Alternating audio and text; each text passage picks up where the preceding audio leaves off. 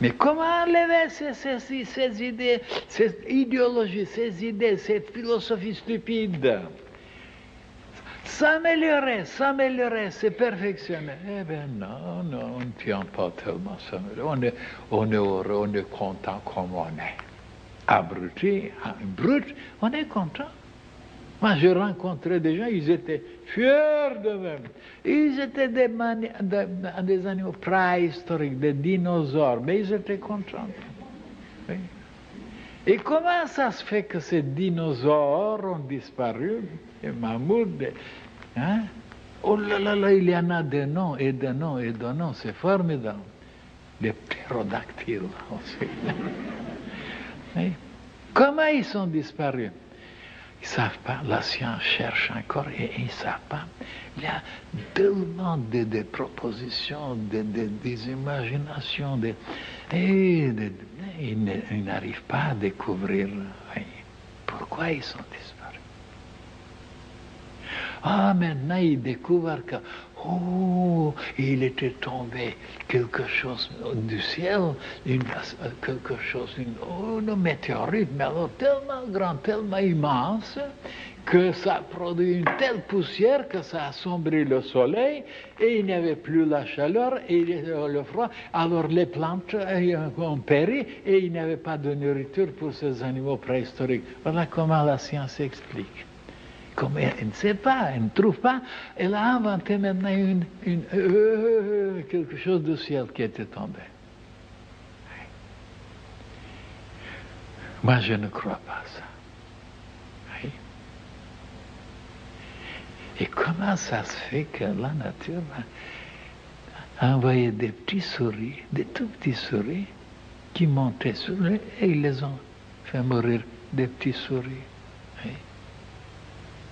Et ils ne peuvent pas se défendre. Contre les grands, ils pouvaient se défendre.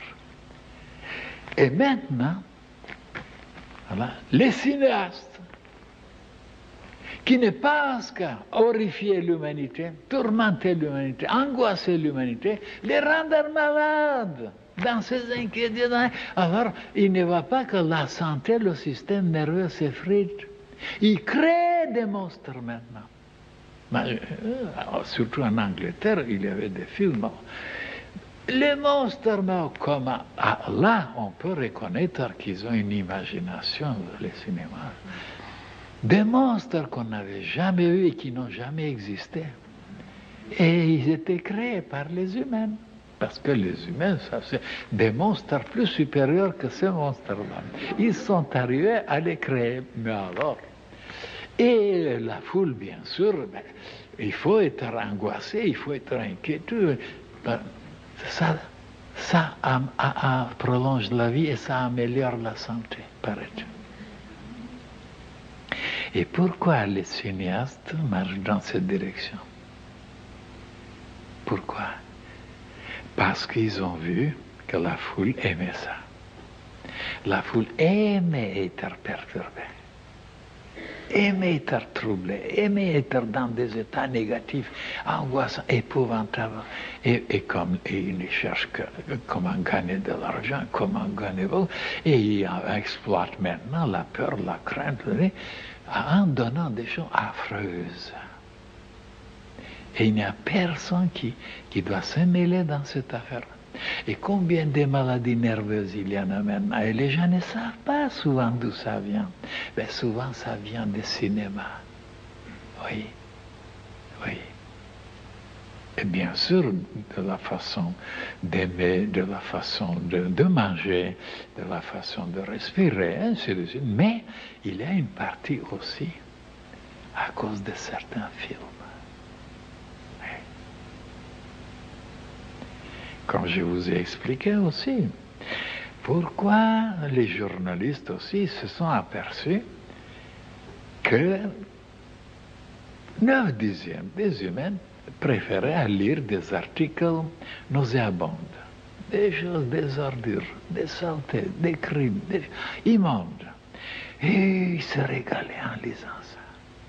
Surtout les concierges.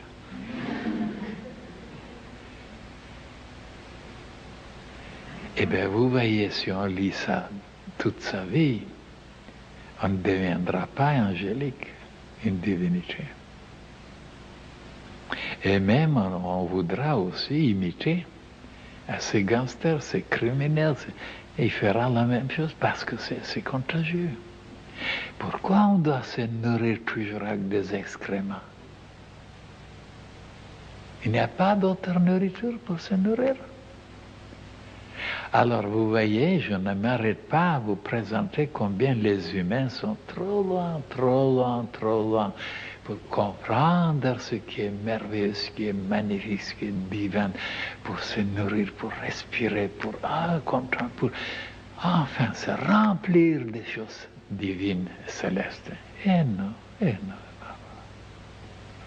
Alors quand je vous dis toujours que les humains, la majorité bien sûr, il y en a beaucoup d'autres, c'est le contraire, et qui continuent encore à se nourrir, à s'alimenter avec des choses vraiment déplorables, ben vous ne m'avez pas cru au commencement, parce que vous n'étiez pas au courant de toutes ces erreurs, de toutes ces choses-là qui existent, et qu'on les considère normales.